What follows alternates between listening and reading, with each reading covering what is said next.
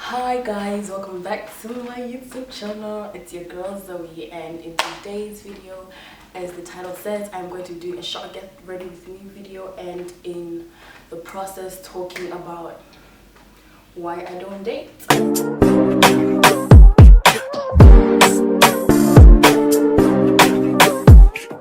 going to be reviewing a blog post that I made about a year or a year and a half ago, and I'm going to be revisiting the reasons I said I stopped dating. There were 8 reasons as to why I said I stopped dating and everything. So I'm going to be reviewing that and talking about it and my growth since then, and you know, all the good stuff, right? So the first reason was I was not ready. I really don't think that I can say that right now I'm not ready to date, because I had said that I was not ready to date then because it was kind of like I had started dating when I was 12, and from 12 till 18, I was 18, I think I was 18 or 19 when I did this. I was 18 when I did this post. From 12 to 18, all I had done was get in and out of relationships or situationships or vibes or whatever. Like, I rarely, if not ever, had time to like myself or get to know me or whatever. All the time was invested in a boy, getting to make the whole vibe or the situationship or the thing that was going on work. So I never really got to know myself, and I think this past 2 years, I'm 20 now, have been very eye-opening. Like, I've gotten to know myself a little, and I know who I am as a person. I know what I stand for, I know what I like, and also, given the fact that I gave my life to Christ at 18, getting to know God now has really helped me define who I am as a person and stuff. So I don't think it's safe to say that I don't date because I'm not ready. I probably don't want to date right now for other various reasons, but the fact that I'm not ready is not one of them. Yeah. Then the next reason was I needed to make good friends. Definitely, I think there's room for me to make more friends, but I think now I have like a solid 2 or 3 people that I can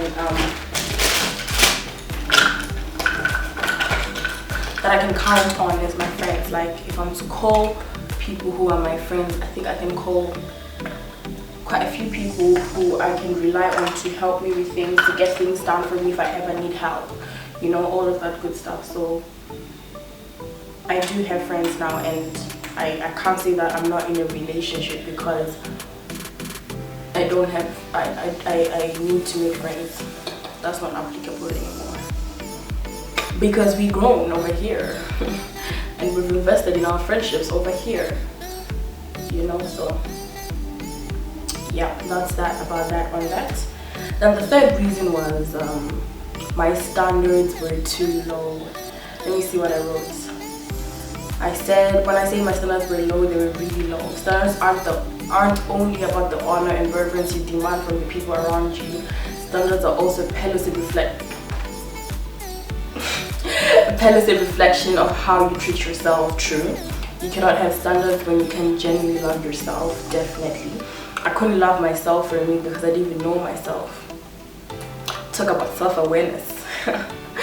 How then would I expect a totally divergent person to love me? How do you expect someone different to love you if you don't even know how to love yourself, honey? You know, having low standards meant accepting things as they were given to me. How many times have you accepted something from someone in the name of love? Exactly. We accept the lowest form of love from people who claim to love us so dearly because we don't even know how to love ourselves. Wow. It isn't love if it's invalidating and unfavorable to you, and it took a lot for me to learn and understand that. I had an idea as to how I was to be treated, but accepting lower than that was my decision. When your standards are low, you often accept things how they are. Furthermore, you may even allow someone to walk all over you, which is a clear indication that you're in a place, situation, or relationship that you're not supposed to be in, sis. As long as I haven't 100% learned who Zoleka is and what I personally stand for, I'm good with dating. So yes, my standards were low. Emotionally, I feel like I allowed a lot of emotional ill treatment from the people that I was apparently involved with, definitely, because I didn't know what I was to stand for. I didn't know what was the right thing, you know. Like, it was just like, I don't know what example to give, but you accept what you're given if you don't know what you stand for, you know, that kind of thing. So my standards were low. I don't think they are anymore. I don't tolerate nonsense anymore from anyone who's coming at me with the whole relationships thing. And I think I know what I want, I know what I need, and I can now recognize if someone is coming at me with the energy that I am not ready for. So my standards aren't low right now. I don't think they are. I think they're quite high. So the next thing was, I had to learn to be happy for myself. I had to be happy for myself by myself. I think I'm still trying to learn this, although I'm actually at peace with a lot of things that I do now, and I'm happy by myself. Like, I don't really depend on anyone for happiness. Having gone into a relationship with the Holy Spirit has really, really, really helped with that, because, you know, God is a really reliable. Oh my god, this foundation looks off there, but right here. Anyway, being in a relationship with God really, really helps you learn to be dependent on Him. Like, it shows you how much dependable God is, because He's genuinely the only person that you can trust and rely on full time, without any changes, without any wave of inconsistencies. And you don't get that from people. And as long as you put your dependency on people, it's not gonna work out. It's not gonna work out. So I don't think I have a problem with that anymore, because genuinely God has my heart. Next reason was attachment isn't love, and it talks about how, okay, let me just read it out. I read many articles and watched a lot of videos regarding psychology when I was working on this post. Our subconscious minds are driven to people who have common perceptions and interests with us, which was the case with most of my relationships. I pursued relationships with people because I got comfortable with them, and it drove me to stay, which is the whole context of attachment. I stayed because I felt appreciated, I got attention, I felt special, I got complimented, which I concluded to be love. Attachment in a way is greedy because it's for one's personal benefit, and that's definitely isn't enough. I think this is like one of the ways, if not how I ended up losing my virginity, because the whole thing started as like being with someone who really made me happy, and you know, it was all cute, all fun and games and everything, until I got into an entanglement. So it was not an entanglement per se, but you know, it was not genuine. Like, it was really just all of those cute little attachment-ish kind of things that people have going on, and really I didn't plan to have sex at that time. But then it was like, I'm already in this, and this guy I thought loved me at that time, you know. So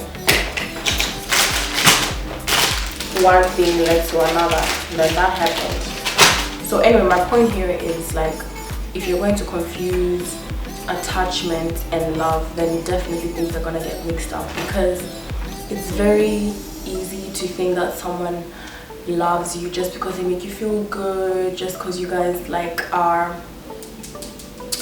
easily get along, easily vibe. But then love is deeper than that. Love is seen in the way they talk to you, in the way they treat you, in how they respect the things that you say, if they honor like your principles, your wishes, your rules, you know, all of that stuff. That's where love is at for me. If someone doesn't do all of that, but then gets me expensive gifts, spends time with me, is all cute and cuddly, but they don't honor firstly the things that I say and the things that I wish for, then see you in another life. I'm out, you know. That's really how it works for me.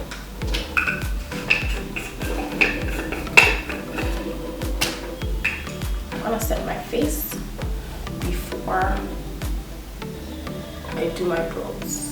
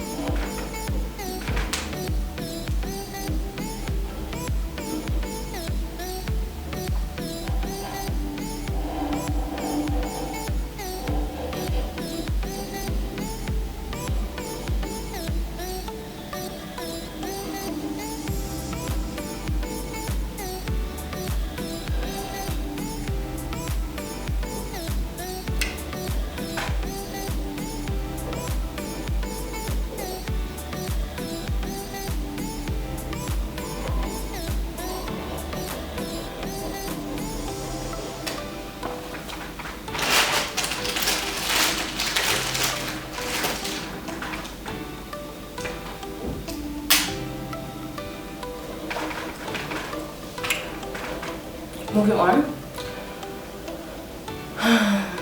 Okay, the other reason was sexual relationships are a lot deeper than I thought. And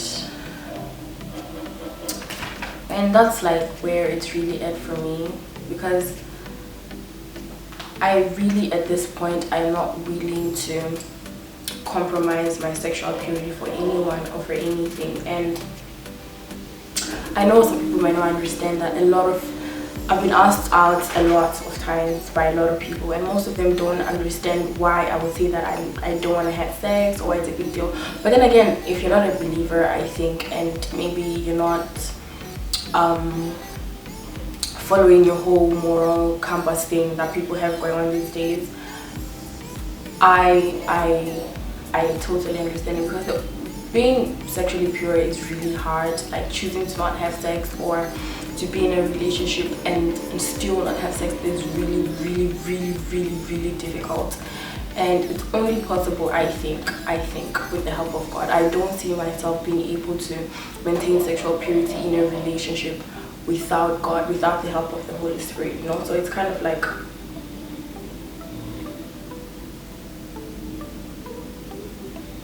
totally understandable why some people may decide that it's not their thing. But for me, it's like my thing.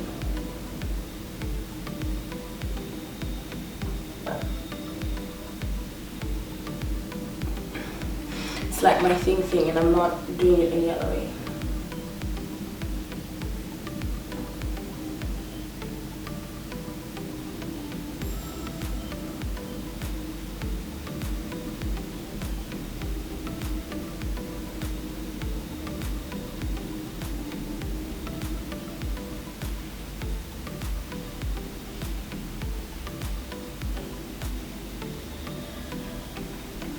And like, if you're going to have sex with everyone you date, like, can you imagine the amount of soul ties that you have by the time you decide to settle? Like, soul ties are real. They are so real. Like, I can't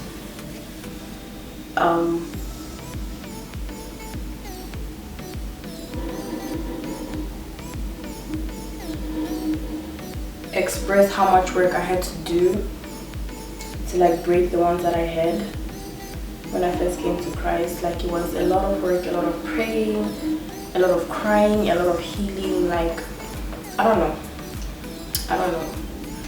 I just can't do it again. I can't go down that road again. And it's really for your own good. Like, I know it may seem like, I don't know, it may seem like a punishment as to why we can't have sex before marriage, or why should I be pure or whatever. But the truth is, it's more for you than it is for God. Like, it's to protect you and all of that stuff, really. It's really about you. It's for your own good. So that was that reason. And I think the other reason, I talked about how when you're single, you really get to know yourself for yourself. Like, not know yourself for yourself, but you get to explore other things. Like, you get to be able to do other things. Like, being in a relationship, you really have to be considerate of the other person that you're with. Like, you can't, like, you can live your life and everything, but then like, you have to be considerate of how the other person would feel about certain things that you do. Like, there's a certain level of freedom that's taken away from you when you get into a relationship. And I said I had stopped dating to have that freedom, which is important, which I still like. I really like that I don't have to explain myself to anyone for anything and all of that stuff. It's necessary. I needed to know why exactly I wanted to be in a relationship. So what I had written at that point was, dating was a vibe, yeah, because everyone was doing it, but ask me now why I got into a relationship and I'll have no answer. So I think getting into a relationship and knowing why you're getting into one is really important. I wouldn't want to get into a relationship if I feel like I don't see myself marrying this person. Like, I'm not saying rush into thinking about marriage or stuff like that. No, that's not what I'm saying. But I'm just saying that if you don't see yourself like in a way wanting to marry the person that you're about dating or all of that stuff, then I don't think you should waste your time or the person's time, you know. So I don't know, those are my thoughts on that. If you are not interested in doing that, then don't do it. Don't waste your time, don't waste your time. Just be single. Anyways, I think those rules still apply in my life, and I'm definitely enjoying being single, and I think I'm going to be single for a while longer. But yeah, that was fun, and I hope you guys enjoyed watching this video. I'll come and put the end look here when I'm done, because I think I should. This is the final look, guys. I couldn't finish filming on my camera because the battery died and everything, but this is how I am looking. Hell snack with complete lashes finally. And I hope you guys did enjoy watching the video. Don't forget to like, subscribe, comment, share with everybody else who'd like to watch the video, or you think the video might be helpful to. Yeah, and see you guys in my next YouTube video. Bye.